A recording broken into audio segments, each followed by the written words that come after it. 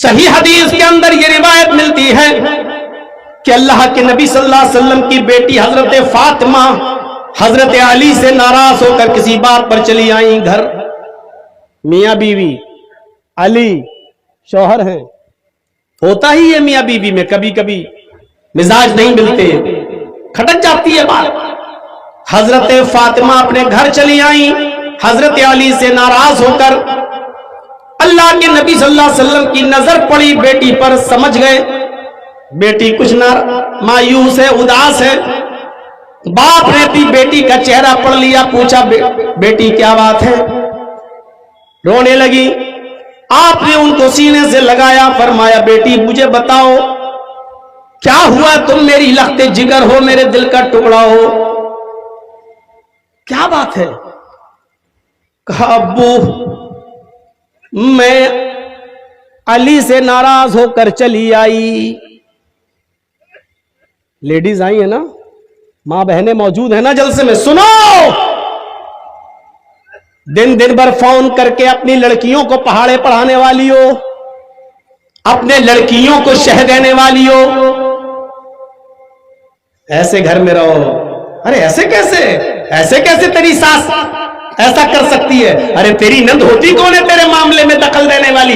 दिन दिन भर मोबाइलों पर अपनी बेटियों को सबक पढ़ाने वाली हो। सुनो, अल्लाह के नबी अपनी बेटी से कह रहे हैं बेटी क्यों? मैं अली से नाराज होकर चली आई। आपने ये नहीं पूछा क्या हुआ, किस बात पे नाराज हुई, ये नहीं कहा। यहां वो बाप और मां क्या जो अपनी बेटी से पूछा अच्छा क्या हुआ, अच्छा बता तो क्या किया तेरे साथ तेरे शौहर ने, बता तो, मारा है, क्या किया तेरे साथ? अल्लाह के नबी कुछ नहीं पूछ रहे, अल्लाह की कसम कुछ नहीं पूछ रहे। बेटी नाराज होकर आई, बेटी ने बस इतना कहा अल्लाह के नबी से मैं अली से नाराज होकर आई हूं अब्बू। आपने ये नहीं पूछा नाराजगी किस बात पर हुई, ये नहीं कहा गलती तेरी के उसकी, कुछ नहीं। आप अपनी बेटी के पास बैठे थे, उठ गए, खड़े हो गए, और खड़े होने के बाद फरमाया मेरी बेटी इसी वक्त सामान उठाओ और अली के घर वापस जाओ, इसी वक्त तुम अपने शौहर के घर में वापस जाओ। अब्बू मैं नहीं जाऊंगी। फरमाया बेटी सुन लो, अगर तुम अली के घर इस वक्त वापस नहीं गई और मेरे घर में तेरा इंतकाल हो गया, मेरे घर में अगर तुम मर गई, मेरे घर में अगर तुम्हारी रूह कब्ज हो गई, तुम्हारा इंतकाल अगर मेरे घर पे हो गया, तो कसम है उस जात की जिसके कब्जे में मोहम्मद की जान, तेरे बाप की जान है, अगर मेरे घर में तेरा इंतकाल हो गया तो तेरा बाप मोहम्मद तेरा जनाजा नहीं पढ़ा, तेरा बाप मोहम्मद तेरा जनाजा नहीं पढ़ाएगा, इसी वक्त उठो और चली जाओ। ये होते हैं घर बनाने के तरीके।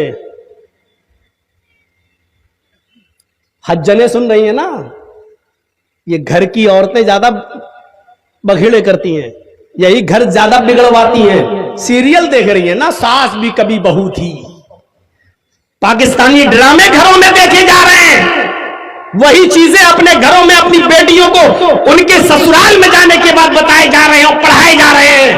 अल्लाह के नबी ने फरमाया बेटी उठो, इसी वक्त जाओ, अगर तुम्हारा इंतकाल हो गया मेरे घर में तो याद रखना मोहम्मद तुम्हारा जनाजा नहीं पढ़ाएगा।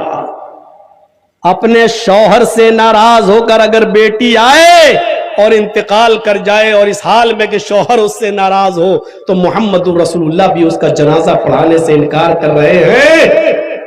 जो औरतें मर जाती हैं अपने घरों में, इस हाल में मरती हैं कि उनके शौहर उनसे नाराज रहते हैं और नाराजगी की हालत में मर जाते हैं। बताओ दुनिया के किस मौलवी को ऐसी औरत का जनाजा पढ़ाना चाहिए?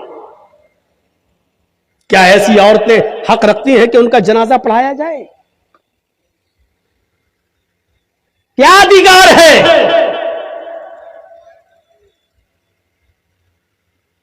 गलती भी नहीं पूछ रहे।